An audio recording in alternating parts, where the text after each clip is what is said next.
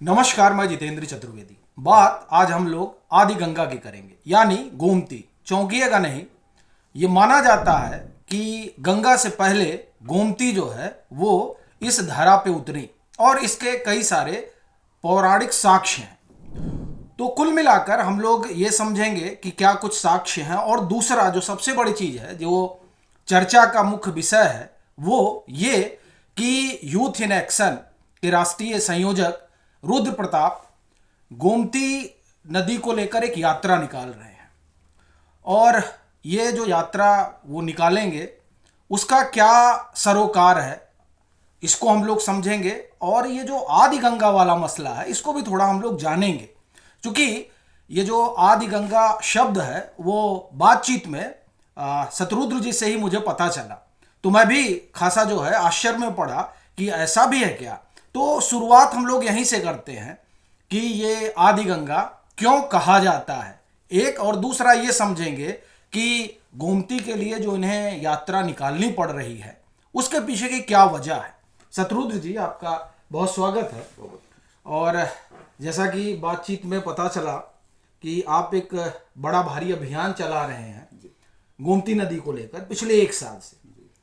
तो मेरा जो पहला सवाल है वो ये कि आप ही ने बताया कि इसे आदि गंगा कहा जाता है, तो ये ऐसा क्या है और किस तरह के आप जो साक्ष्य हैं वो, और दूसरा इसी में मैं जोड़ दूं कि ये आपके जहन में आया कैसे कि हम लोग जो है गोमती पर काम करें। बहुत बहुत धन्यवाद आपका जितेंद्र जी। आदि गंगा गोमती मैया, ऐसा पौराणिक मान्यता है कि पीलीभीत के तराई जंगलों में एक महान ऋषि हुआ करते थे, ऋषि गोमत। ऋषि गोमत बड़े ही आध्यात्मिक तेजस्वी ऋषि थे। ऋषि परंपरा के बहुत तेजस्वी वाहक थे वो। प्रतिदिन वो गंगा स्नान करने जाते थे वो। लेकिन जब उनकी एक अवस्था ऐसी हो गई कि वो गंगा स्नान करने जाने में असमर्थ होने लगे, तो फिर वो उनकी एक वेदना थी। उन्होंने माँ गंगा का आवाहन किया कि मैं अब आपका जल आचमन करने की मैं तो समर्थ नहीं हो रहा है मेरे अंदर, मैं कैसे जाऊं। अपनी माँ से वेदना किया तो माँ ने कहा कोई बात नहीं, मैं आपके जहाँ आश्रम है मैं यहीं से प्रकट हो रही हूँ। अच्छा। और वो वहीं से भूगर्भ से वो आदि गंगा के रूप में प्रकटी, और ऐसा वो फिर वहां से वो एक धारा बह करके गई। अब ये तो उनकी एक पौराणिक मान्यता है, और हम जानते हैं भारत भक्ति का, श्रद्धा का, बहुत संस्कृति का बहुत बड़ा केंद्र है। और इसी नाते भारत में, भारत के जो जनता है, भारत की जो लोक जन है, उसने नदी को माँ माना है, देवी माना है, भगवती का स्वरूप माना है। ऋषियों मुनियों ने अपनी तपस्थली, अपना कुटिया माँ के निकट नदी के तट पे ही बसाने का काम किया। सभ्यताओं का जन्म नदी के किनारे ही हुआ। तो एक ऐसा हुआ, और वो तो उसकी पौराणिक मान्यता हो गई। दूसरा, नदियां भी भारत में 3 प्रकार की पाई जाती हैं, जो एक तो ग्लेशियर से निकल के आती हैं, दूसरा जो भूगर्भ से निकल के आती हैं, और तीसरा जो पठारी, जो आपके जैसे नर्मदा और ताप्ती निकल गई हैं, उस प्रकार नदियां निकलती हैं। तो शुद्ध रूप से जो गोमती नदी है वो भूगर्भीय नदी है। वो भूगर्भ से आ रही हैं, वो किसी ग्लेशियर से नहीं आ रही हैं।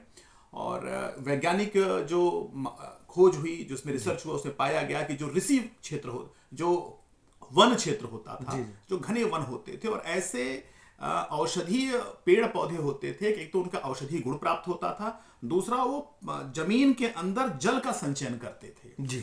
अब वो जल का संचयन करने वाले जो थे, पीपल, बरगद, पाकड़, महुआ, आम, नीम, इस प्रकार के जो वृक्ष हुआ करते थे, अनेक जटी बुटियां होती, तो वो नीचे जल भी संचय करती थी। अच्छा। और ऐसे बताते हैं कि ऐसे फिर जल स्रोत जो है भूगर्भ से निकल के आता था। और आदि गंगा गोमती पीलीभीत के फुलहर झील, जो माधव टांडा स्थान है, वहां से निकल करके वो भारत, उत्तर प्रदेश के शासकीय दृष्टि से 14 जिले को मतलब छूती हुई जाती हैं, जिसमें वो पीलीभीत, शाहजहांपुर, लखीमपुर, आपका हरदोई, आपका सीतापुर, आपका लखनऊ, बाराबंकी, अयोध्या भी वो छूती हुई जाती हैं। एक तरफ अमेठी, सुल्तानपुर, जौनपुर, बनारस और गाजीपुर, मतलब ऐसे जाकर के कैथी महादेव, मार्कंडे महादेव, बहुत ही पौराणिक मंदिर है, वहां जाकर माँ गंगा के साथ उनका मिलन हो जाता है, वहीं संगम हो जाता है। और मैं, आपने कहा कि मेरे मन में ये बात कैसे आई, तो मेरे मन में बात ये आई क्योंकि देखिए, मेरा जन्म स्थान जौनपुर है जी। मेरा जन्म स्थान जौनपुर है, और मेरे जौनपुर की जो जीवन रेखा है वो माँ गोमती है। अच्छा। ठीक है, मेरा भी जो गांव है वो बसोही नदी के किनारे है वो बसोही नदी भी माँ गंगा का परिवार है। माँ गंगा में जाकर वो गोमती मैया में जाकर मिल जाता है। सई नदी है, पीली नदी है, तमाम नदियां ऐसी हैं जो आकर के गोमती मैया मिलती है और फिर गोमती मैया जाकर के गंगा में उनका मिलन होता है। तो मैं मानता हूं कि मैं गोमती माँ का पुत्र हूं। मेरी पहचान जो है वो गोमती की पहचान है। और मैंने देखा कि गोमती माँ का, नदी का, किसी भी नदी देखा जाए बहुत ही खराब स्थिति है। दूसरा, मेरा जो कर्म क्षेत्र रहा वो लखनऊ रहा। मैं लखनऊ में लंबे समय यहाँ काम किया और यहाँ पर क्योंकि यहाँ की जीवन रेखा माँ गोमती है और यहाँ भी मैंने देखा कि स्थिति बहुत खराब है, बहुत ज्यादा। तो मेरे मन में बहुत लंबे समय से एक वेदना थी, एक हुंकार थी कि मैं क्या कर सकता हूं, क्योंकि मैं यूथ इलेक्शन के माध्यम से देश भर के युवाओं के बीच में समसामयिक विषयों पर, राष्ट्रवादी विषयों पर हम काम करते हैं। तो मेरा ऐसा मानना हुआ कि हमको इस पर काम करना चाहिए। और जितेंद्र जी, मैं बताऊं कि मेरी काम करने की हिम्मत नहीं हो पा रही थी। तो मैं 1.5-2 साल से मैं हिम्मत जुटा रहा था, लोगों से मिल रहा था जिन लोगों ने नदी पे काम किया, विशेष रूप से गोमती पे काम किया। उसमें वैज्ञानिक हैं, विश्वविद्यालयों के लोग हैं, सरकार के लोग हैं, कई सामाजिक संस्थाओं के लोग हैं जिन्होंने ऑलरेडी बहुत पहले से ही गोमती मैया पर बहुत काम किया है जी। तो मेरी इसमें मैं भावनात्मक रूप से मैं इसके साथ जुड़ गया और मैंने फिर संकल्प होकर के काम करते करते सभी 14 जिलों में संयोजक तय करके 15 फरवरी हमने डेट तय किया कि हम 15 फरवरी 2026 जो बड़ा पवित्र दिन है, महाशिवरात्रि है, उस दिन से हम प्रारंभ करेंगे जी। देखिए, ये तो आपने बताया कि कैसे आपके जहन में आया विस्तार से, लेकिन इसमें जो दूसरा सवाल है वो मुझे लगता है कि वो शायद आपको ठीक ना लगे, लेकिन ये सवाल बड़ा महत्वपूर्ण है क्योंकि ये चुनावी साल है उत्तर प्रदेश का। 27 में यहाँ चुनाव होना है। ऐसे समय में, और ये सवाल मैं इसलिए भी उठा रहा हूँ क्योंकि आप जिस मैं ये कहूँ कि सांस्कृतिक संगठन से जुड़े हुए हैं और आपका अपना एक राजनीतिक दल से भी जुड़ाव रहा है, भारतीय जनता पार्टी, तो इसलिए ये सवाल बड़ा स्वाभाविक होता है कि ये जो आप यात्रा निकाल रहे हैं, ये यात्रा वाकई में गोमती नदी की सफाई के लिए है, जन जागरण के लिए है, या फिर इसका एक राजनीतिक उद्देश्य है, खास तौर से तब जब यहाँ पर चुनाव में अब ज्यादा समय बचा नहीं है? ठीक प्रश्न आपने किया है। मैं संघ का स्वयंसेवक और प्रचारक रहा, मेरे जीवन का बड़ा सौभाग्य रहा। मैं भारतीय जनता पार्टी से मेरा संबंध है, ठीक, मैं उसको, लेकिन यही सब होने के नाते और ऐसा संस्कार होने नाते मेरे मन में सदैव पर्यावरण, नदी और इस सब प्रति मेरा एक भावनात्मक, मेरा एक आस्था का मेरा विषय रहा है। भारत तो चुनाव का देश है, हर वर्ष चुनाव होता है, हर महीने यहाँ चुनाव होने होते हैं। तो इसको तो हमने ध्यान में रख करके हमने कतई हमने ये नहीं लिया कि हम इसको राजनीति का कोई ऐसा हमारा कोई ऐसा उद्देश्य है या कोई हम इसको अपना चुनावी स्टंट के रूप में हम कर रहे हैं। मैं स्पष्ट करना चाहता हूं कि मेरा कोई इसके प्रति राजनीतिक मेरा कोई महत्वाकांक्षा इसके साथ नहीं है। मेरा शुद्ध रूप से गोमती मैया के साथ, नदी के साथ, पर्यावरण के साथ, मतलब मेरा एक आस्था का विषय है। मेरी एक भावना मेरी इसके साथ जुड़ी हुई है, इसलिए भी जुड़ी हुई है क्योंकि मैं अपने आप को जब भी मैं सोचता हूं, मैं एक जीव होने के नाते मैंने अपने आधी जीवन को प्राप्त कर लिया, पूरा कर लिया। और अब मैं आज जब मैं देखता हूं कि यहाँ कोविड में लाखों लोग मर जा रहे हैं, यहाँ प्रत्येक इसी लखनऊ में जब भी मौसम परिवर्तन होता है तो लोग सांस नहीं लेते हैं, बीमार हो जाते हैं। नदी को मैं पास देखता हूं, जिस नदी के किनारे बैठ करके कवि मुनि अपनी अपनी साधना से कोई ईश्वर को प्राप्त कर रहा है, कोई शब्दों को प्राप्त कर रहा है, आज वहां जाकर के लोग अपने को रोग प्राप्त कर रहे हैं। मैं नदी किनारे जा नहीं सकता, बैठ नहीं सकता। और सबसे बड़ी बात जो आपने कही कि मैं राजनीतिक क्षेत्र का व्यक्ति हूं, सामाजिक क्षेत्र का व्यक्ति हूं, तो मेरे जीवन का कर्तव्य है कि मैं आलतू फालतू विषयों में न पढ़ करके मैं ऐसे ज्वलंत विषय पर काम करूं। और देखिए, मेरा भगवान ने मुझे इतनी सामर्थ्य नहीं दिया है कि मैं गोमती मैया को साफ कर दूंगा, नहीं।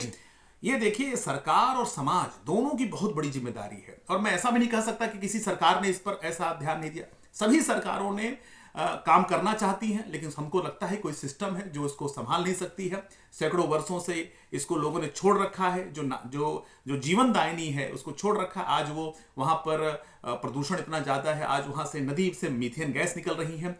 तो सबसे बड़ी बात है कि ये सामाजिक विषय है, ये सामाजिक मुद्दा है। और मैं अगर राजनीति में हूं तो मैं तो चाहता हूं कि राजनीति का मुद्दा भी बने।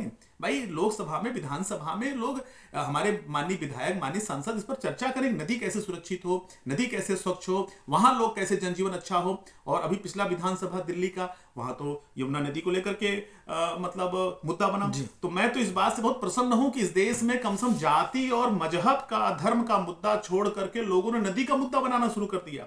अभी मैंने राजस्थान में अरावली के मुद्दे पर लोगों को बात करते सुना, बड़ा मुझे बहुत प्रसन्नता हुई। कम से कम जनता अपने इस सब विषयों पर आ गई। तो अगर ये राजनीति का मुद्दा बनता है मुझे बहुत अच्छा है, लेकिन मेरी कोई राजनीतिक इस पर महत्वाकांक्षा नहीं है। शुद्ध रूप से भावनात्मक रूप से मेरे साथ जो सैकड़ों लोग जो जुड़ते हैं, मैं आपको बताऊं मेरी सामर्थ्य नहीं है, मुझे सैकड़ों लोग जुड़ करके मुझे इस पर सहयोग देते हैं, मेरा उत्साह बल देते हैं, नहीं इस पर काम करना चाहिए, तब मैं इस पर। लेकिन मैंने कहा कि मैं 2 साल से तैयारी कर रहा था, मेरी हिम्मत नहीं पड़ रही थी, लेकिन धीरे धीरे मेरे अंदर एक शक्ति जगी, और निश्चित रूप से आध्यात्मिक शक्ति है, कोई ऐसी शक्ति है जो मुझसे ये यात्रा करवाएगी लाखों लोगों को, जिसको मैं इसे जागृत, यह शुद्ध रूप से जन जागरण का हमारा ये पूरा अभियान है कि लाखों लोग जगे, लाखों लोग समाज से अपने नदी की संरक्षा की सुरक्षा के लिए खड़े हो जाएं।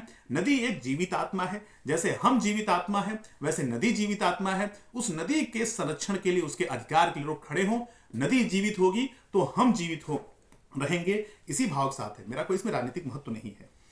चलिए, आप कह रहे हैं तो ठीक बात है।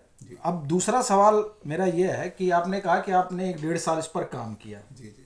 तो उस 1.5 साल के काम काज में आपने क्या पाया कि कहाँ पे चीज़ों को दुरुस्त किया जाना चाहिए? बड़ा गंभीर प्रश्न किया। मैं तो नदी पर जब मैंने किया तो मुझे बहुत जानकारी नहीं थी। मैं नदी के जो उद्गम स्थल था मैं वहाँ भी गया, तो मुझे तब जानकारी हुई कि लंबे समय से उस गांव के लोग संघर्ष कर रहे हैं। जो कभी फुलहर झील थी वो अतिक्रमण होते होते अब एक छोटा सा तालाब बचा है और अभी वहाँ नीचे से पानी आ रहा है। तो मुझे जानकारी हुई कि भाई वहाँ गांव के लोग, वहाँ के समाज जागरूक है, वहाँ के जो सामाजिक कार्यकर्ता जागरूक हैं, ठीक हो।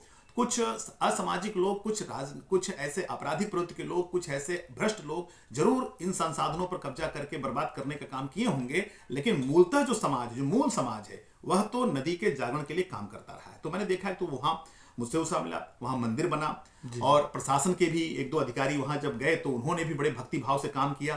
अब आप समझिए समस्या की नदी, गोमती नदी, जो इतनी महत्वपूर्ण नदी, जो आदि गंगा है, जिसके साथ कहते हैं 132 नदियां जिसकी मिलती थी, वो राजस्व विभाग में गोमती नदी जहां चलती है उसके 10-12 किलोमीटर बाद जाकर के कहीं दर्ज ही नहीं थी। 22 किलोमीटर तक कहीं राजस्व विभाग में उत्तर प्रदेश में गोमती मैया का नाम ही नहीं दर्ज था। वो तो वहां के लोगों ने अभियान लिया, कुछ अधिकारियों ने अभियान लिया, तो कुछ किसानों ने फिर अपना दान कर दिया कि नहीं भाई ये गोमती मैया का क्षेत्र है, क्योंकि गोमती जाती है फिर अंडरग्राउंड भी हो जाती है, कहीं ऊपर होती है कहीं नीचे होती है। इस प्रकार से नदी का है। फिर आकर लखीमपुर, शाहजहांपुर में सीतापुर कई कुंड, कई ऐसे जल स्रोत और कैसे नदियां आकर मिलती है, तो उसका फिर वो नदी पानी बड़ा बन जाता है। तो स्रोत तो वहां से शुरू हुआ है, तो इसके लिए भी फिर अभियान हुआ। तो सबसे बड़ी बात है कि एक तो नदी मर रही थी, नदी को मारने का काम कहीं न कहीं सरकारी व्यवस्थाओं ने भी किया और कहीं न कहीं समाज के ऐसे अराजक तत्वों ने भी किया, लेकिन मूल रूप से समाज के लोगों ने काम किया। एक तो मुझे वो जानकारी हुई कि बहुत लोग, जैसे लोक भारती संस्था काम कर रही है लंबे समय से, कई ऐसे लोग हैं जिन्होंने व्यक्तिगत आत्महत्या की है। डॉक्टर शैलेंद्र सिंह नाम के एक बहुत बड़े वैज्ञानिक हैं जो दुनिया के बहुत सी नदियों पर काम किए हैं। जाम्बेजी नदी पर काम किया है, चीन की नदियों पर काम किया है, गंगा मैया पर काम किया है, अभी शारदा पर काम कर रहे हैं, घाघरा पर, और उन्होंने 2004 में ही उस पर यात्रा की थी। तो वैज्ञानिक थे, तो वो उन्होंने उनको जैव विविधता काम करते, तो उनके द्वारा ही हुआ कि भाई भारत में लगभग 15-16 प्रकार के कछुए पाए जाते हैं, प्रजातियां, जो 11 प्रकार के कछुए मात्र और मात्र गोमती नदी में पाए जाते थे। अच्छा। अब और बाराबंकी बताया कि हमारे आपके आदमकद के कछुए पाए जाते थे, जो कि अब विलुप्त है, अब नहीं है। कोई 85 से 87 प्रकार की मछलियां पाई जाती थी, जो अब विलुप्त है, मात्र दर्जन भर या बहुत 20-22 प्रकार की मछलियां होंगी, नहीं है। तो आप समझ सकते, तो उन्होंने उस समय 2004 में अध्ययन करके इस सब प्रकार पाया था, कौन कौन विशेष जोन में इस नदी का क्या प्रभाव है, किस किस क्षेत्र में। एक तो उनसे मेरी वार्ता हुई। फिर अंबेडकर विश्वविद्यालय के जो एनवायरमेंट डिपार्टमेंट है, डॉक्टर मिस्त्री दत्ता, वो लंबे समय से काम कर रहे हैं इस पर, काफ़ी उनका बड़ा शोधपरक काम है। मैंने उनके साथ बैठक काम किया, उनसे मुझे बहुत कुछ जानकारी मिली।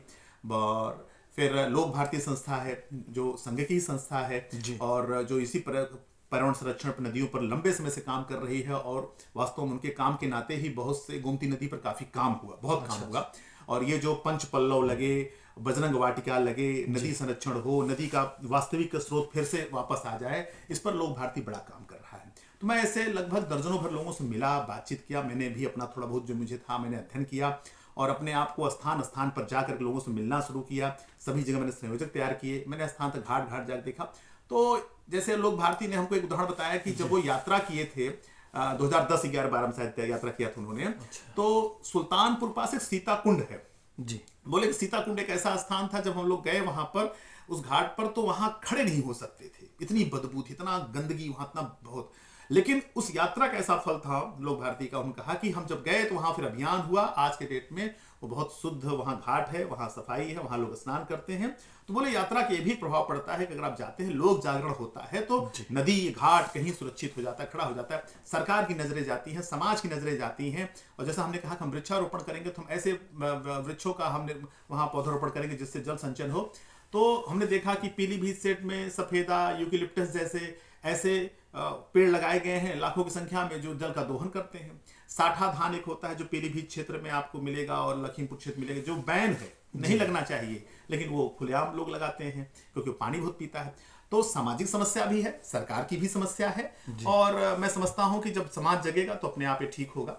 तो ये अब अपना आखिरी सवाल है, चूंकि जब आप यात्रा शुरू करेंगे जी, तो उसके बाद में भी कई सारी चीजें निकल कर आएंगी, तो फिर हम लोग उस पर बात करेंगे। ये अपना जो आखिरी सवाल है वो इस बात से जुड़ा हुआ है कि आप यात्रा निकाल रहे हैं और आपके जिस संस्था संगठन से संबंध है, आप जिससे जुड़े हुए हैं, उनकी सरकार भी है, तो क्या वहाँ से भी कुछ इसके लिए सहयोग वगैरह मिल रहा है?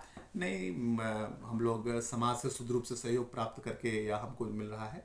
हम किसी प्रकार से किसी भी अन्य सामाजिक संस्था से मुझे कोई सहयोग नहीं प्राप्त है, सरकार से मुझे कोई सहयोग प्राप्त नहीं है। हम शुद्ध समाज के सहयोग से हम काम कर रहे हैं। हाँ, जरूर हमने सरकार में जो बड़े पदों पे बैठे हैं, हमने उनके पास जाकर के मैंने उनसे आह्वान जरूर किया है, इस नदी यात्रा में आप जुड़ें। आपके जुड़ने से समाज में बल जाता है, लोगों को एक जागरण होता है, सरकारें भी थोड़ा जगते, अधिकारी भी हो जगते हैं। मैंने सरकार के बड़े बड़े पदों बैठे लोगों से मैंने आह्वान किया कि आप नदी यात्रा 1 महीने चलेगी, आप उसमें जरूर आइए। और लोगों मैंने आह्वान किया है, लेकिन किसी भी अन्य संस्था का, किसी भी सरकारी महकमे का अपना कोई प्रयोग नहीं है। वन विभाग से जरूर हमने आग्रह किया है कि हमको ऐसे वृक्ष दिलाए जाए जो कि हम वहां पर पौधारोपण कर सकें, जिससे कि जल संरक्षण पर हम काम कर सकें। बस इसके अलावा मेरा कोई सहयोग नहीं है, मेरे किसी लिए। जी, तो ये हम लोगों ने शत्रुद्र जी से बातचीत की, खास तौर से इनकी यात्रा को लेकर।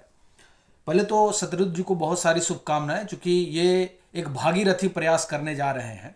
और जैसा कि आप सभी जानते ही हैं कि नदियां जो हैं वो, अगर हम हिंदुस्तान की बात करें तो इन्हीं की कोख में सभ्यताएं पली हैं। और ख़ास तौर से अगर यहाँ पर जो पूरा हिंद गंगा का अपना पूरा रिवर सिस्टम है, उसी रिवर सिस्टम का हिस्सा गोमती है। जब हम गंगा को बचाने की, साफ करने की बात करते हैं, तो जाहिर सी बात है कि उस सिस्टम से जो जुड़ी हुई नदियां हैं उन्हें भी साफ किया जाना चाहिए, उनके भी पुनरुत्थान के लिए काम होना चाहिए। और उस लिहाज से शत्रुद्र जी एक बड़ा प्रयास कर रहे हैं। तो फिलहाल हम लोग इनको शुभकामना देते हैं, और जब ये यात्रा शुरू करेंगे 15 फरवरी से, जो 1 महीने चलेगी, ये बड़ी बात है। तो इस दरमियान क्या कुछ इन्होंने देखा, क्या इन्होंने पाया और किस तरह से तमाम प्रतिक्रिया रही, उसको भी हम लोग जानेंगे, समझेंगे। शत्रुद्र जी, आप आए, इसके लिए आपका बहुत बहुत धन्यवाद। बहुत बहुत आभार आपका।